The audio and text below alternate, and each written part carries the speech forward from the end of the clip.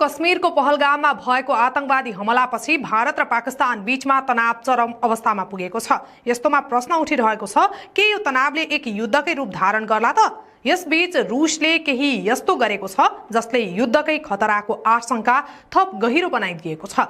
रुसले आफ्ना नागरिकहरूका लागि एक असामान्य यात्रा चेतावनी जारी गरेको छ जसले विश्वको ध्यान यसतर्फ खिचेको छ।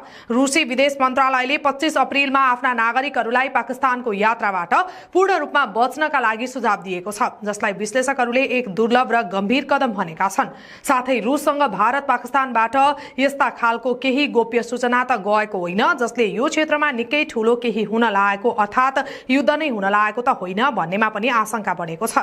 रुसले आफ्नो बयानमा भारत पाकिस्तान बीच बढ्दो तनाव र युद्ध जस्तै बयानबाजीलाई उद्धृत गरेको छ।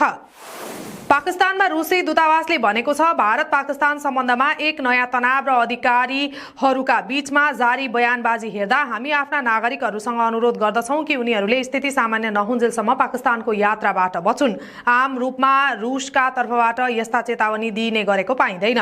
रुसभन्दा अघि अमेरिका र बेलायतले पनि यात्रा एडभाइजरी जारी गरेको थियो। अमेरिकाले जम्मू कश्मीर र भारत पाकिस्तान सीमाको 10 किलोमिटर आसपास यात्रा नगर्न सुझाएको थियो, जबकि बेलायतले पहलगाम, गुलमर्ग र श्रीनगर जस्ता पर्यटक स्थलहरूमा पनि बच्नका लागि चेतावनी दिएको थियो।